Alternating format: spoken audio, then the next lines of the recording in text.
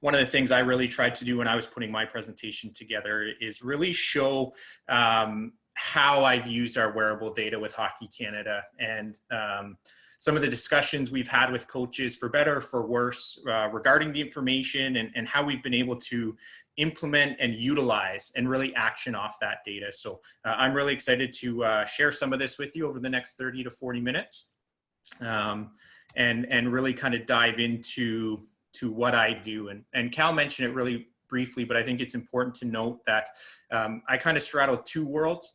I work with Catapult Sports. I work with all of our ice hockey clients, overseeing their data, their information, helping them better understand the data. But I'm also an applied practitioner. I hold the title of Manager Sport Performance with Hockey Canada as well. And in that role, I oversee our men's and women's kind of physical preparation of our national team programs. And I work really closely now with our World Junior team, our under 20 team. And that's going to kind of frame the back half of my presentation, is how we've been able to utilize our wearable technology and data with a tournament-based structure within that team. And, one of the challenges I have is I get a brand new coaching staff every year. So how can I frame the information of the lessons we've learned from previous years? There's three things I'm going to really touch upon today as I talk about my journey using wearable technology. The first one was the question I always need to ask myself when we launched into this is what technology is out there, and is it valid and reliable? And that should be the cornerstone for anybody's technology integration within their team or their sport. I'm going to talk about data collection versus data action and how to really get buy-in from key stakeholders. And key stakeholders in hockey, in my opinion, are coaches, management, other support staff members, and most importantly, players. And then lastly, I'm going to talk you through how we make those decisions on a daily basis, and how we've been able to really integrate our wearable technology from monitoring practices and games on the ice into our daily training environment and actioning off those decisions. So just a little bit of information at Hockey Canada with the World Juniors. We use our T6 unit, which is what you see here. It's a combination of an accelerometer, a magnetometer, and a gyroscope. And really, this is what 90% of our ice hockey clients use over here in North America. And really, the key features here are that our inertial data, which is our accelerometer and IMA data, samples at 100 hertz, and then our LPS, which is our local positioning system, or the kind of indoor satellites called Clear Sky, they sample at 10 hertz. And one of the questions I always get asked is that enough? You'll see technology. We'll talk. They sample at 20 hertz, 1,000 hertz. And really, it needs to be enough to identify the demands of the sport. But more importantly, it needs to be valid and reliable. And Hockey Canada started down this path over 5 years ago with Catapult. And this anchored all of our decisions. And really, the place that you go to really start to dig into the information surrounding the technology is the peer-reviewed literature. And for me, that was where I started looking. And there's lots of papers out there. Lots of scientists have studied, the S5s and the T6 units and our Clear Sky system. And really, I have confidence in the system, not just because I work for them, but because I'm a user in it, in that there's a lot of smart people that have led research studies and research projects surrounding the validity and reliability. So here's just a few I wanted to highlight. When we talk about our inertial or our LPS system, our indoor system, Vicon motion capture is the gold standard. And here's, some work done that says, yes, the ultra wideband positioning system, the Catapult Clear Sky system, has an acceptable validity compared to Vicon, the gold standard. Third-party independent testing is important as well. Here you can see some results from Victoria University, and actually FIFA, as a governing sport body, tested the wearable technology that they were allowing their teams to use. And you can see from our velocity and positional data, we were well above the standard that the FIFA rating used. So for me, as a practitioner, I can hang my hat that there's certainly smart people out there that have tested these and put in the technology through the rigors. Now, from a hockey perspective, this was the paper when it it got released back in 2016, 2017, that really kind of solidified that, yes, this technology can start to identify some of the different movement patterns from the sport of ice hockey. We all know that ice hockey, the movement patterns and what happens on the ice is different than running. And so it was important to me that we weren't just taking a technology that you know, people said, yes, you can take it for a soccer team and put it on a hockey player, because I know the movement demands and movement patterns, what happens on the ice with the glide versus just running based gate systems. It was different. And, you know, when we talk about reliability, we want to make sure that what we're measuring matters, and it's giving us clean and consistent measurement over time. So this was a big paper by the group at University of Minnesota that basically said, yes, you know, we feel that the player load or the accelerometry inertial data coming out from Catapult was reliable. So for me, as a sports scientist, as a practitioner, you know, I can now have confidence that the information we're going to be measuring on the ice is true, and you know, it'll be true from practice to practice. You know, one of the things we always talk about is making sure the athletes keep the units every day to help some unit reliability. But now that we know that the units we're using are valid and reliable, now it comes down to what are they actually measuring. And these are some of the simple slides I use when I present to coaches, because they understand the athlete wears the unit between their shoulder pads, either in a compressive garment pouch, or some of our, you know, teams sew pouches onto the back plate of their shoulder blades. With Hockey Canada, we use the garment, just because I'll only have players for 6 weeks or so. We're not going to sew pouches onto their back plate, but they'll wear the garment. And really, through the combination of the accelerometer, gyroscope, and magnetometer, these are the things we can measure. We can measure force, body position, and direction. And these are our inertial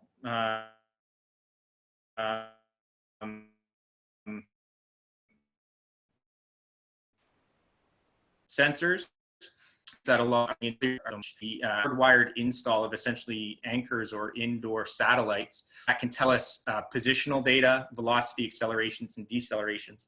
We were fortunate at the tournament in 2019 that we were able to get some positional data, positional game data from our World Junior program. And I've actually put out a paper looking at some of the speed thresholds and trying to really decipher what's actually happening from a speed-based perspective. I'll post that citation at the end of my presentation so people can check it out. But this is kind of the future now. We're starting to push into getting an even further understanding of what's actually happening when players are practicing and when they're on the ice. Because for me, as a sports scientist, it's really important for me to understand what Catapult is measuring and how I can best use that to help our players and help our team. So I break down the hundreds of metrics that Catapult has, and here's just a small sampling. But I want to look at things from a volume perspective. How much work was being done? I want to look at the intensity. So, you know, how hard was the work? And then one of the nice things about hockey and the stride algorithm that we have is we can look at asymmetry work. So we can look at individual average force per stride left and right, and we can track that over time. And there's been times where I've used that from a rehab perspective and trying to get athletes back to their baseline and back to the normal. Now, one of the things I always caution when we talk about asymmetry is the understanding that hockey is an asymmetrical sport. So it's not about getting balance back to a player, it's getting them as close to whatever their norm asymmetry was. And that's one of the nice pieces of this asymmetry is we can kind of fingerprint athletes and then start to monitor any deviations from those normals. So that's just a nice kind of overview of kind of the technology and some of my thought process when I was first starting. You know, is it valid and reliable? What am I actually going to dial in to monitor? But let's start talking about hockey. So let's talk about, you know, how Hockey Canada uses that information and how you guys can start to think about how you might be able to utilize some wearable technology, whatever it is, within it. Now, one of the things with hockey is we are a traditions-based sport. We are driven a lot by authority, meaning our GMs or coaches, and a lot of it's been around a long time, so that's how we've always done it. And one of the things I always kind of challenge a lot of our head coaches is, why are we doing things? Why do we pregame skate? Well, we've always pregame skated. Well, that as a sports scientist, that's not a good enough answer. As a applied practitioner, that's not a good enough answer to me. I want to start to challenge things a little bit. And I will tell you, this is going to be the number one hurdle for a lot of people when they bring in new, fresh ideas, is how do you overcome the we've always done it this way thinking. So here's kind of how I've done it. So for me, when I talk about successful buy-in, there's 3 layers I need to target as a practitioner to make sure we're going to have a smooth understanding and a smooth implementation of this information. So obviously, coaches and management, they not only control the money and the finances for technology, but also the buck stops with them from an ideas and integration perspective. I talk a lot about, widening the base. So a lot of times catapults or technology can just live within the performance world. So the strength and conditioning coach, sports scientist, you need to get out of that, and you need to help organizational buy-in by integrating your therapy program, showing them how it can be used in a return to play rehab perspective, showing some of that asymmetry data, and having those open conversations amongst that backroom staff. And then lastly, there's got to be a way to get it to the players and athletes. That is one of the easier points of entry, especially in this day and age. And I call it the gamification of the sport. Athletes love numbers. They love technology. They live with technology now. So by showing some athletes, how fast they skated, or what their max velocity was, or their certain distance at a max velocity, or how hard they worked. One of the things I use that I'm going to touch on later is high intensity work duration. So how much work did you accumulate above a certain threshold? And athletes love that. We've had great success using almost like a leaderboard standpoint, because who doesn't love seeing a number 1 beside their name? But from a true performance integration, this is where we need to overcome. We need to work on somehow getting the information into the hands of coaches, get them start questioning both the information and how they can use that information. And, I liken it to teaching an old dog new tricks. So this is Dale Hunter. Dale Hunter was the head coach of our national junior team this year. I have to say, personally, I was really excited when he was named coach, because he's a legend. I never had the opportunity to work with him before, but you can see he's had quite a storied career, both as a player and a coach. Dale has been tagged an old school coach by a lot of people, and I think it's just by the way he played and his demeanor and everything. But I have to say, he came into the Hockey Canada system with such a growth mindset. It was unbelievable. He was a pleasure to work with, because at the end of the day, he wanted to make his team better. How could he be a better coach to put his players in the best position to succeed? And I'm going to show you a few slides next that I presented to our coaching staff last summer about the kind of how we can use that wearable technology. And it would have been very easy for someone who's, coached over 1,300 games to say, no, I'm going to do it my way. I don't care kind of what you say. But Dale really took that information and really looked at it from a coaching lens. But more importantly, I need to do whatever I can from behind the bench as the head coach to make our team better. And so from a Hockey Canada perspective, we talk about these pillars of performance. And, for me, they're not separate. They're not siloed. The way they intertwine is what leads us to our world championship success. And from a physical perspective, I'm just going to drop the mental here. It's how can I sell this information, or how can I get our coaches understanding what they're looking at? Well, for me, you need to be able to talk coach, and you need to be able to layer that information into how they're going to understand it. So coaches are the kings and the masters of the technical tactical preparation. This isn't anything they don't already do. But for me, it's okay, here's how we can look at this. Well, from a pure physical pillar perspective, we look at player health and availability. By measuring practice and game demands, we can make sure their physical capacities are where we need them to succeed at the international level. Now, as we start to overlay our technical and tactical work, we start looking at skill execution at maximum intensity, development of hockey-specific physical conditioning. Dale can do his practices, and the coaches can do their practices, and then we can measure it and say, was that at the level of our international success, or how close to game day or match day demands did we have? And then finally, as we start to overlay that with the tactical, that's what I call true performance integration. And how can we get there? Well, in the best kind of situations I've had with both our men's and women's programs is actually showing the coaches. So to shift their mindset, I'm not just going to sit there in a meeting and say, well, I think you should change your practices, or have you thought about the drill selection? You don't have a leg to stand on, especially over here in North America hockey. You will get pushed out of the room as quickly as you can. But if we start showing them some of the true practice information and just how far off some of our game data we are, we can start to ask, how can we close that gap?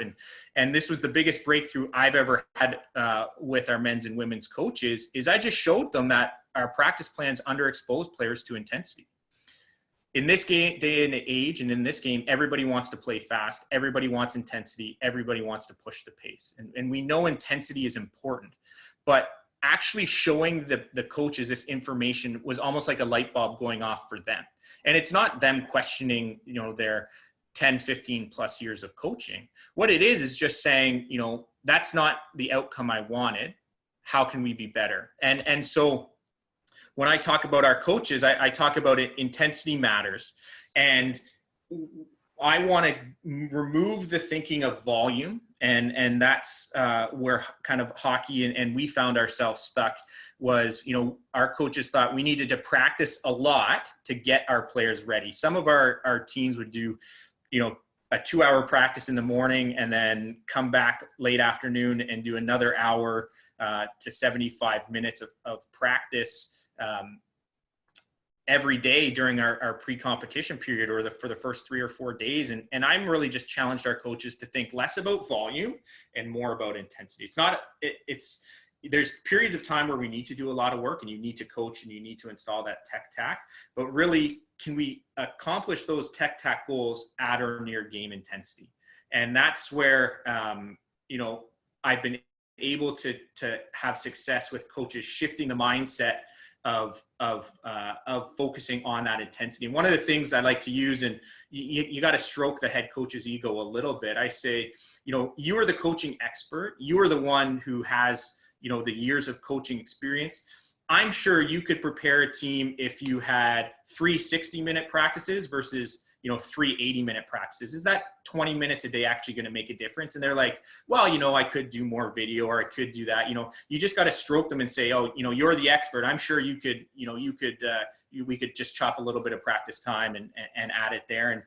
And obviously, where a lot of people in sport are ego driven, but that's one of the ways I've found is just, kind of working with them within their medium and really dialing into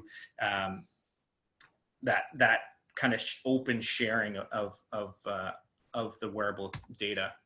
Now, let's talk about how we use that information now. So we have the coach on board. I've had success with coaches getting on board. I've also had failures with getting coaches on board. And really, the process that I go through behind the scenes is the same. I'll make suggestions and recommendations. I will follow that up with the information. And then if they want to engage in a discussion from it, great. Chances are if I've had failures, they're not wanting to talk about it. And I say, that's fine. I'm just going to keep, providing you the information. If we ever get into a situation where we need to action off it, we have that information. And typically assistant coaches will engage, but if you do run into a true old school head coach, then there's, other strategies you have, but it doesn't change what I do as a support staff member. But really, one of the things I try to do is I try to work with our coaches to build a monthly plan. So, we start with with that blank schedule that I showed you, and then we come into, how can we best plan and prepare our players. Now, a lot of this is based off, my experience and some of the research, and we've monitored over 3,000 practices over the last 5 years. For me, it's about intensity, and I want to ramp. So I try to start with our days off. When do we think our days off will be?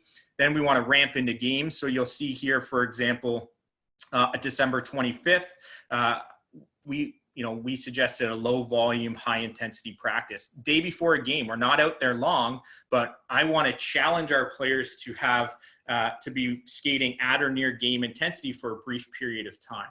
And one of the analogies I always use is I want our athletes to be able to, climb the mountain. And so I want to get them kind of towards that summit or towards that peak the day before, versus them starting at base camp and having to prepare to climb the intensity for that game. I also believe in backloading volume. So if you'll see here, most of our volume sessions are so those would be our higher coaching days, our higher tech-tac days, where the coaches can, be on the ice really for as long as you want. Those are the furthest points away from the game. So you'll see there's a volume day on December 16th, which is, a week and a half away from our first tournament game, but it's also 2 days before our first exhibition game. And then we have another one December 21st, because we're now 6 days out from our first game. And that would be our really last kind of power practice or high volume day. And then, we'll install things along the way. One of the important things is then I need to be ready to adjust. And this, what happened with this tournament this year is, I'd go in and talk with our coaches about practicing or pregame skating, and we made the conscious decision that we weren't going to pregame skate unless we had a day off the day before, but we were going to practice. And so an example of that is December 27th. So we played against the Americans the night before. We were going to practice that next day, but how are we going to practice? Well, at this point, I had 3+ weeks of all of our coaches' drills that I basically sat down and said, how many drills do you guys want to skate them through? Well, and they decided between 3 or 4. So I just ranked our drills from an intensity perspective, high to low, and they were able to pick, using their own drills, what tech-tac outcome they wanted, but still at a high intensity. Our guys are, 3 drills at a high intensity isn't going to have necessarily a negative impact on the next day. It's more or less going to prime them. And we did the same thing on that practice on the 29th after the Russian game. Sat down, loaded up their drills. Okay, guys, what do you want to work from a tech-tac plan? And away you go. So, I had that collaboration with them, which is nice. But because I had measured and monitored and cut all their drills, we were able to feed that information back to them and help their decision-making process on future days. Once you figured out what you want for that day and what kind of your target volume and intensity is from your on-ice session, now you need to, what I call work the plan. So for me, I gauge our practices from game intensity. This is using a concept called multi-mechanical modeling that I actually got from watching, there's a presentation on YouTube by Jack Sharkey, who works at Austin Villa. And so he talks about multi-mechanical modeling. I've kind of taken it a little bit of a different step. The concept's still the same, whereas that volume is not a singular metric. So volume isn't just looking at player load for a day or explosive efforts for a day, but combining a few metrics to get a volume-based score. So I look at the average volume for that day compared to our match or our game demands in player load, explosive efforts, and high intensity player load. I have a weighting equation that I use using some principal component analysis, and that allows me to look at player load, explosive efforts, and high intensity player load to give me a volume score. So I can say today's volume was 44% of a game, and then similar to intensity, again, using that principal component analysis, we've narrowed it down to these 5 key metrics, and that gives us a global score of our intensity for that day. So then it's just a matter of, did we hit that? And one of the things I try to provide to our coaches is context. So I show them that, here's our daily fluctuation across across our preparation phase leading into the World Championships. And I'm not going to steal Pierre's thunder, but I think his paper that came out a few months ago, looking at, match day -4 all the way to a match day, and how little fluctuation in volume there actually was in ice hockey. And that's not a surprise to those of us that work in the sport. But, I challenge our coaches to not do the same thing every day. And here in these medium grade bars, we fluctuated that external load as we went through the tournament, which was ultimately, kind of one of the key outcomes that I had kind of wanted our coaches to start to understand. Again, a key to involve the players. This is a simple report we would post in the dressing room after every practice. So one of the things I look at is a metric called high intensity work duration, which is time spent above player load band 3. And I want to challenge our players, especially from an intensity perspective, is to accumulate as much intensity as possible. Maximize the preparation time that we have to put yourself in the best position when we need that intensity in games. And a quick story about this. So we would post this, we explained to the players what it was and how they could do it. One of our top players, the first time we did it, the first few practices, he was down in the bottom half of this list. As soon as we started to post it, he was never out of the top 3 again. And so a lot of it might just be, they need to see it, that they, compare with your peers. I know, another case is we had our 7th defenseman. He was at the bottom, and I had to explain to him, that was out of his control. He's just not getting the reps in practice to be able to accumulate high intensity work. But as an elite athlete and someone who is very internally driven, he would make sure that the time spent after practice was him doing extra skating drills by himself to make sure he didn't see his name at the bottom. So, I loved working with that player. He took it upon himself that he didn't want to see his name at the bottom outside of, the time he was getting in repetition in practice and drills. And he just wanted to make sure he was still accumulating that high intensity. By the end of our tournament, he was no longer our 7th defenseman. He had worked his way up the lineup. And a lot of that, I think, is just because he, is a phenomenal athlete, but he was able to put himself in a position to succeed because he was that driven. And, he took every opportunity to work hard.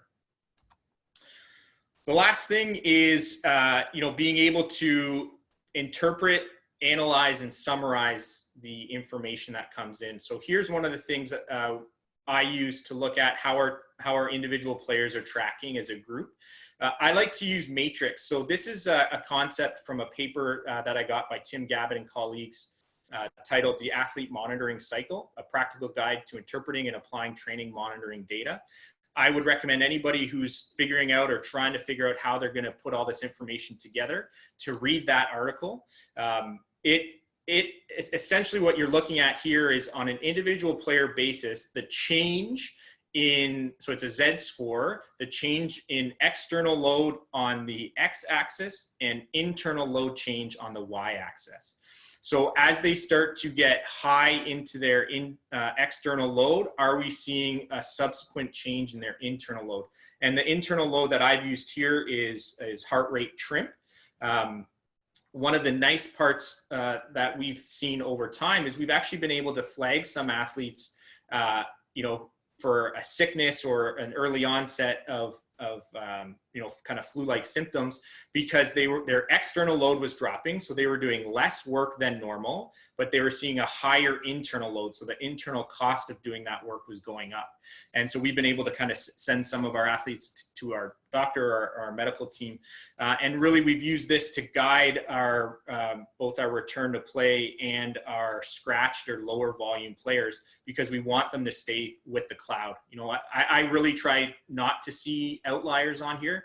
Here you can see this number 20. They just weren't playing that much. So we needed to use that information to drive some extra work at practice the next day. So just a few key summaries here, and hopefully you've been able to take away some of that information about, how we've been able to use that external load and that intensity, more importantly, to drive our decision-making process. Really, the biggest success that I've had, so with Hockey Canada, every year we get a new coaching group, and we have to essentially start from zero, but I can, show the information we've learned. It's up to the coach to figure out how they're going to best utilize this information. But by showing them, what sessions they're running and providing some of the suggestions as a, practitioner or kind of domain expert, you hope that everyone is on the same page and moving forward. And maybe that's a pipe dream, that I have, and I've just been really fortunate. But, I always find that showing them the information and anchoring it within their language is the easiest and fastest way to get success. And then lastly, share the data. I've seen a lot of monitoring programs from colleagues, fail or falter because they haven't figured out the best way to show it, whether that's through visuals, open talking, open sharing. But share it to everybody. My nightly email goes to all staff members with our reports from the day. That includes management, coaches, our doctor, our therapists. I want everybody to have that information. We post it in the dressing room. I'm always available with my computer to talk to players. We try to get on the forefront, early on, educating our players on why we're monitoring and what we're monitoring, and more importantly, how we're using that information for success for our team and ultimately the organization. That's all I have today. Thank you very much for listening.